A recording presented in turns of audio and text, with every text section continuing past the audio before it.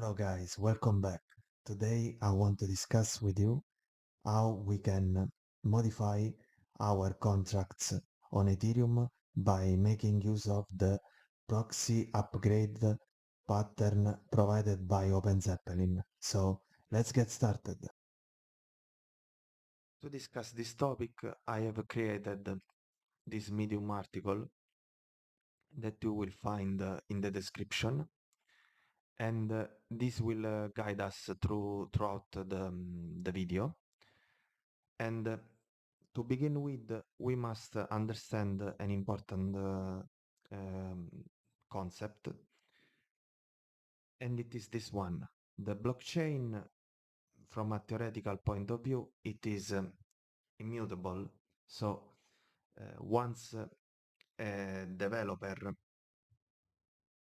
has deployed the contract to the blockchain, the code should not be modifiable, so because it is immutable. But of course, since in computer engineering, in the software development, there is always the need to create a new version of the code, either because some bugs can arise, or because we should we we would like to add more feature or improve some feature that have already been developed. So in order to overcome this problem and to give us the possibility to change the code deployed on the blockchain, especially in the case of Ethereum, um, OpenZeppelin has come up with the proxy upgrade pattern that allow us to just overcome this issue. Now let's give a look at how this pattern works. This pattern is based on two contracts, the proxy and the implementation or logic contract. When the proxy contract is always the same, once it is deployed, it has an address, and this address, it is the represents the address of the contract that the user will always interact with. So the the point of access to our code, it is represented by the proxy that is immutable, and once the user send a transaction, for example, want to call a function, for example, let's imagine a function to transfer an amount of token from one address to another. Let's imagine that we want to call a transfer function. The user sent this transfer function to the proxy, and the proxy delegates this function to the implementation. Of course, what allow us to change the code is that the implementation contract can be changed. So, for example,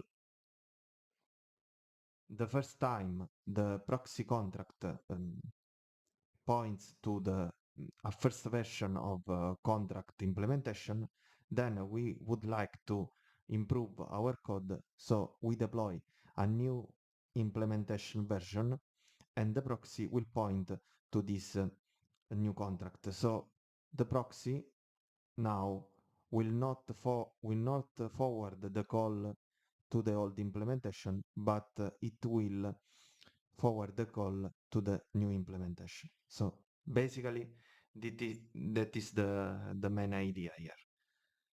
How this idea can be feasible, how can be accomplished in the blockchain. To understand this, we must take into consideration that the proxy contract holds the state of the contract, while, for example, the value of the variable, while the implementation contract holds the logic. So basically, the state is never changed because it is always kept here in this contract, while if we want to change the logic of the contract, we just need to deploy a new version of the contract and set the proxy to point to the new implementation. So this is the fundamental idea. And how it is feasible, how the proxy can forward these these calls. This happens by means of the delegate call function, which is an EVM function that allow the proxy to delegate this call to the implementation contract. Now there is this allow us, of course, to decouple, as we said before, to say it in other terms, the state of the contract, which is concentrated in the proxy here, from the logic and the implementation of the contract, which is kept in another contract.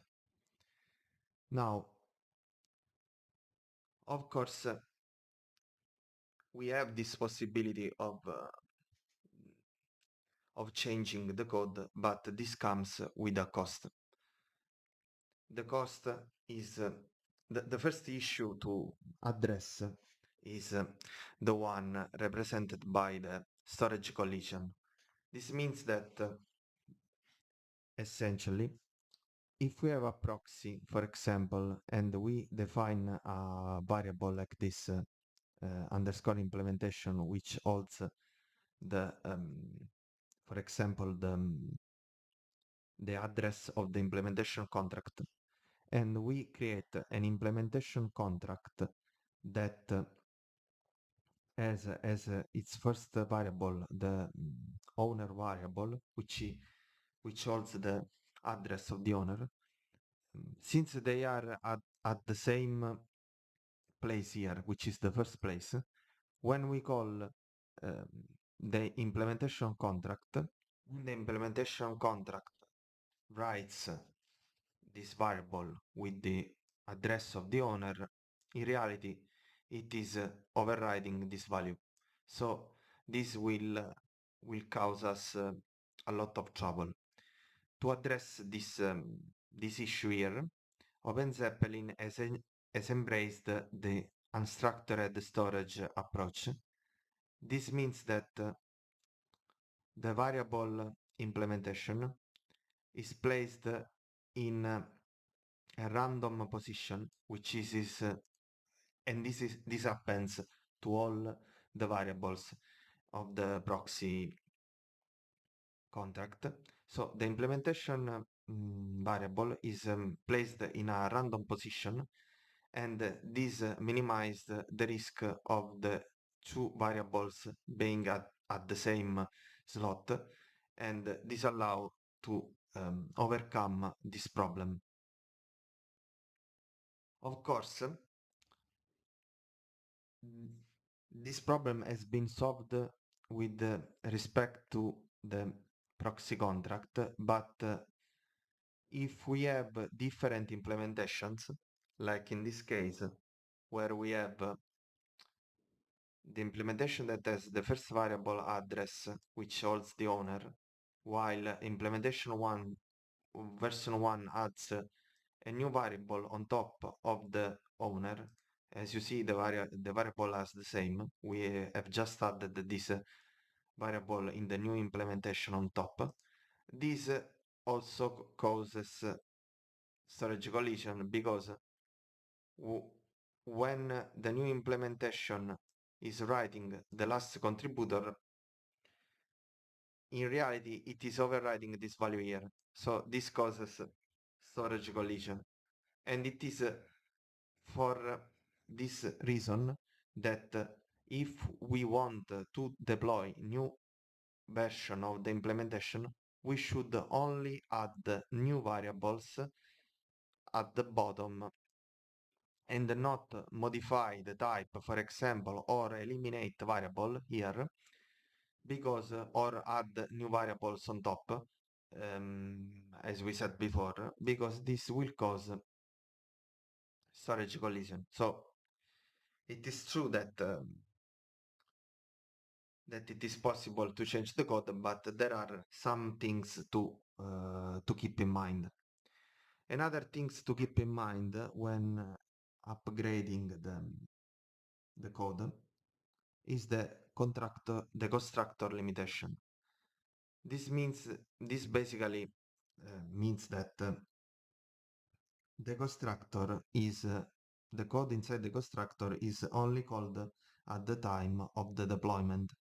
So mm, the proxy theoretically will not have ever the possibility to call the constructor of the implementation contract. This means that it must be created a new function that it is we can call it an initializer function that acts on behalf of the constructor. It replaces the constructor. Of course, we should also make sure that this function can be called just once. And to accomplish this,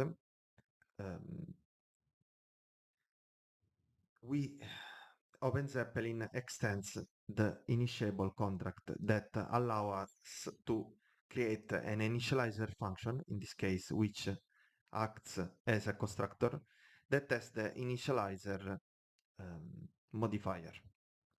But this, as we will see in the demonstration part, in the hands-on part, it is important that we keep this in mind, but we will not write this code here.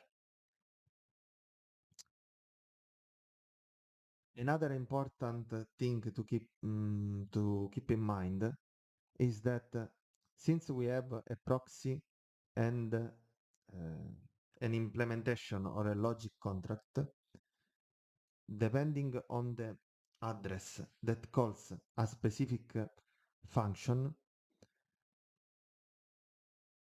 it gets called either the function of the proxy, if the proxy has that function, or it gets delegated to the implementation.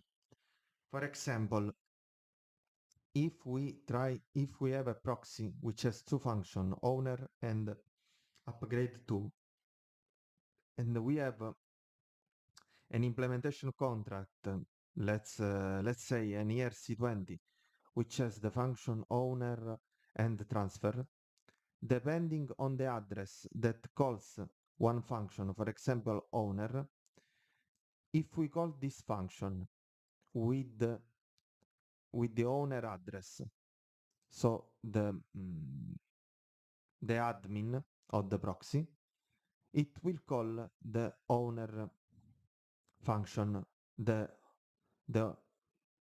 of the proxy. Instead, if we call the owner function with the address with another address, it will call the implementation the owner function of the implementation contract. Of course, this this happens also to the other functions. For example, in the case of upgrade to, if we call it with the address of the owner, it will return proxy the upgrade to function of the proxy, while if we call it with another address, it will fail because the implementation does not have the upgrade to function. Also here, with the transfer function, since the owner, if we call it with the owner address, it will fail because the owner does not have the transfer function, while if we call it with another address, the transfer function of the implementation contract gets called. Another thing to keep in mind is that the proxy admin is responsible for handling the proxies the proxy, as we will see later on. So now let's see how this pattern works.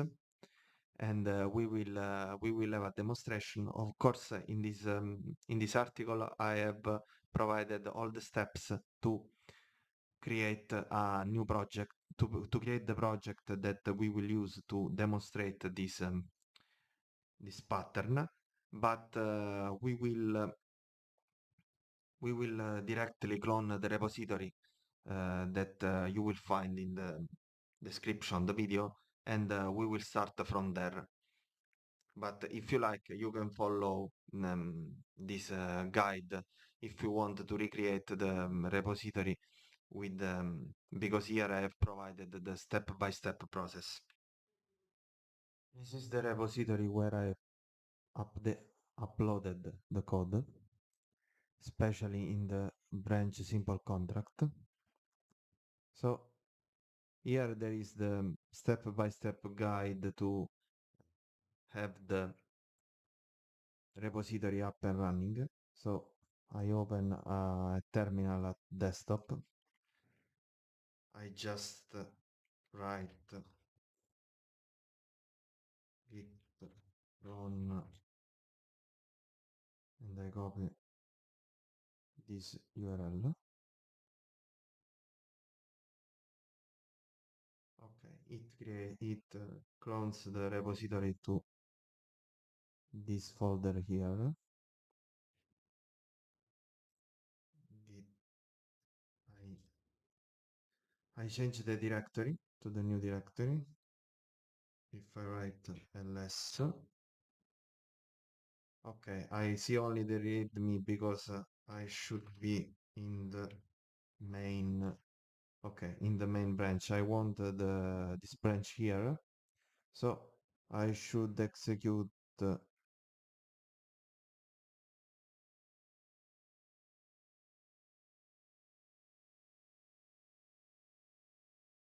git fetch.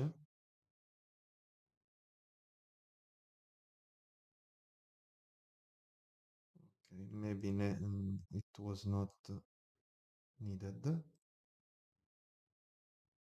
Okay, now I see the branches. Now I need to type git switch simple contract.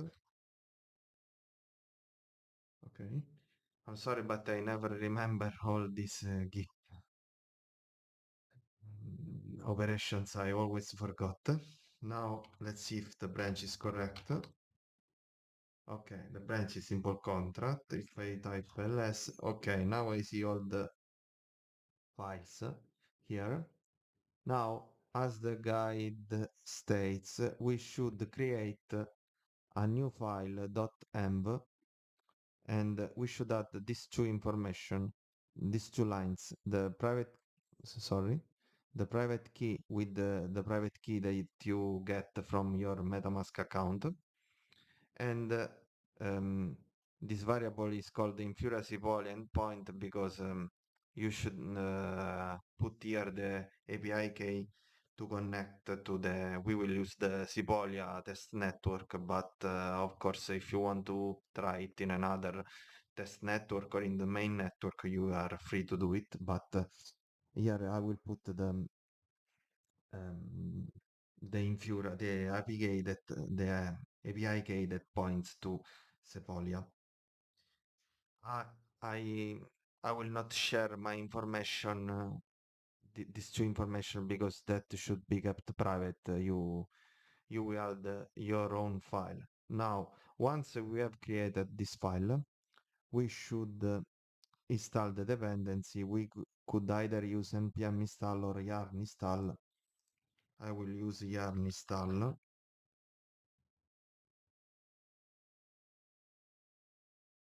Okay.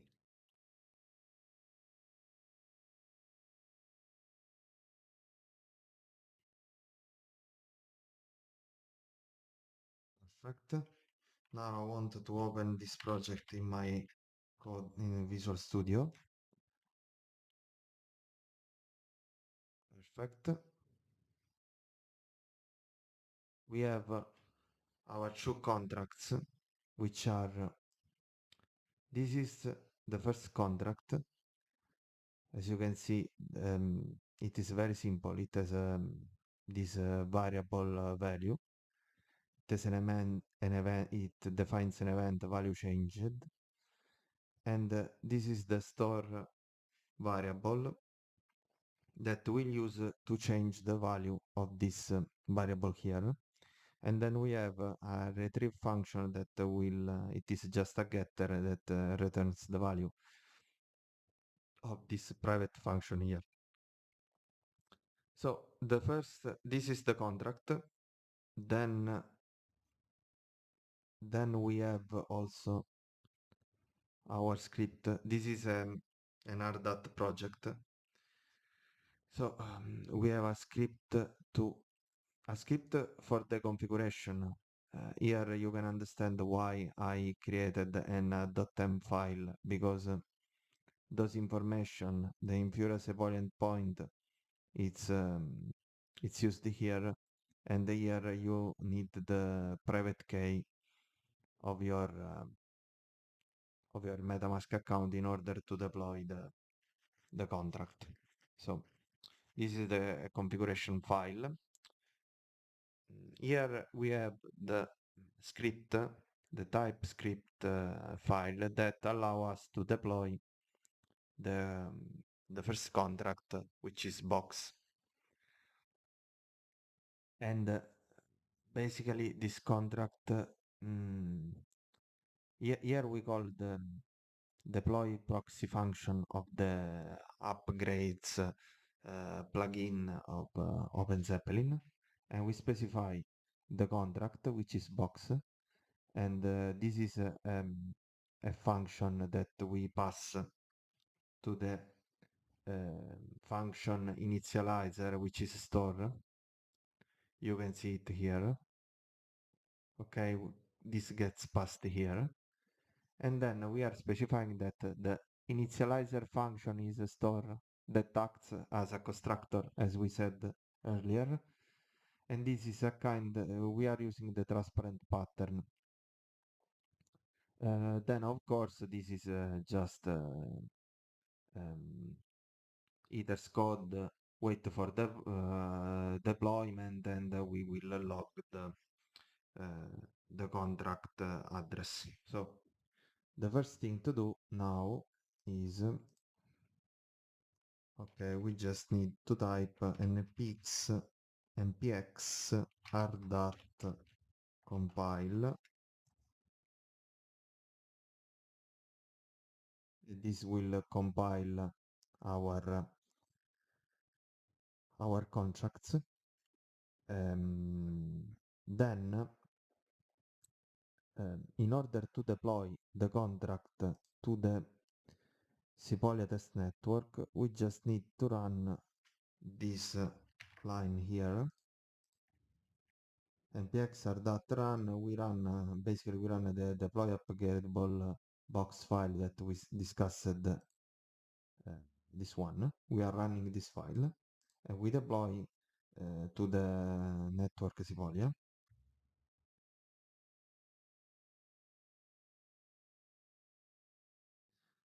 Okay, so the contract has been deployed to this account.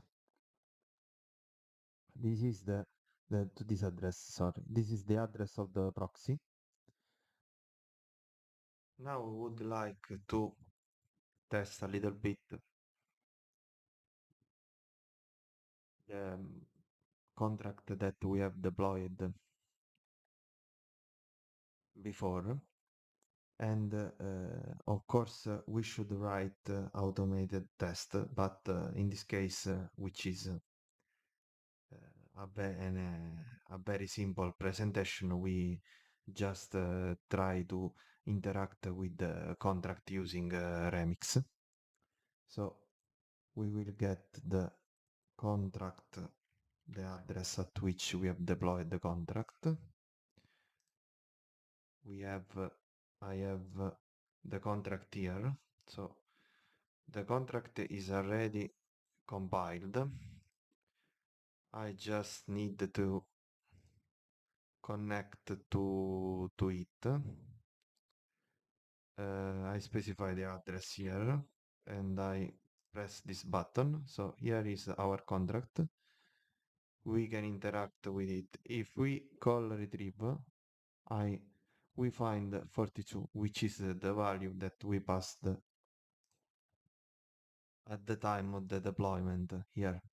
Okay, so it has called correctly the store function as initializer. So it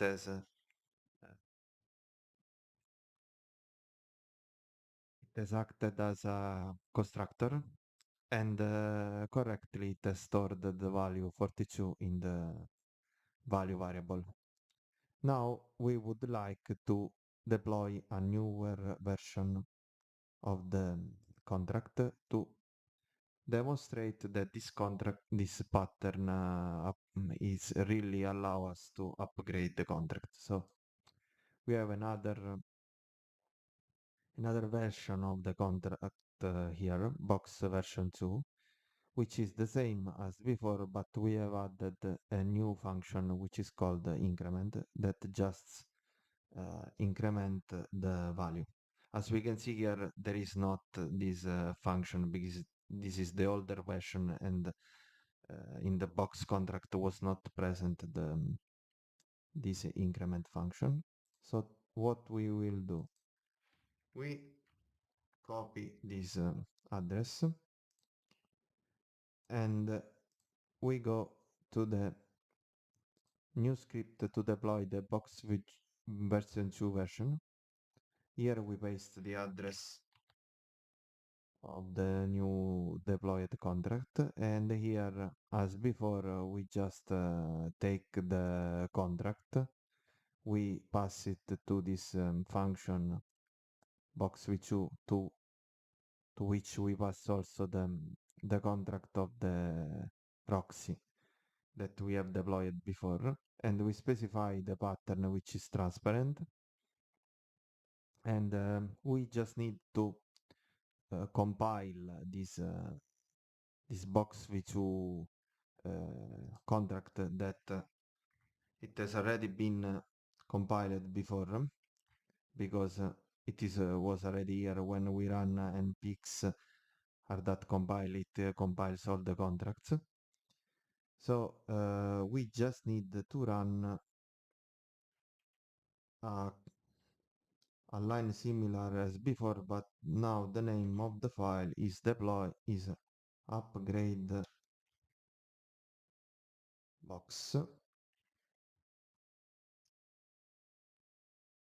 upgrade box okay.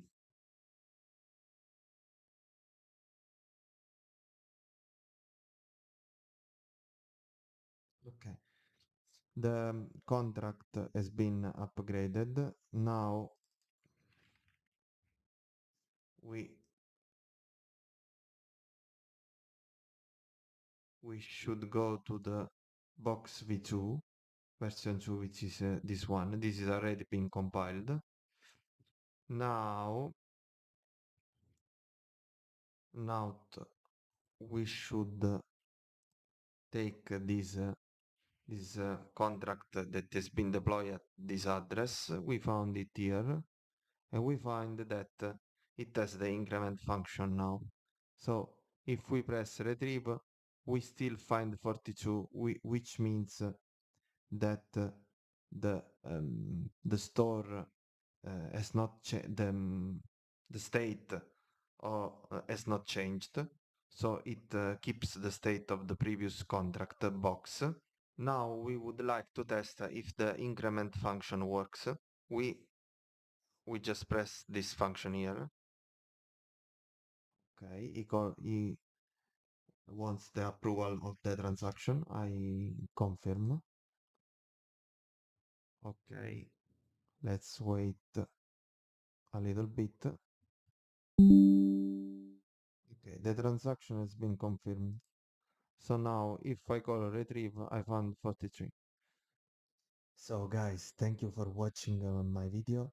I hope you have enjoyed it and uh, and that it has been useful to you. And if you have any question, please drop a comment below and I will answer you as soon as I can.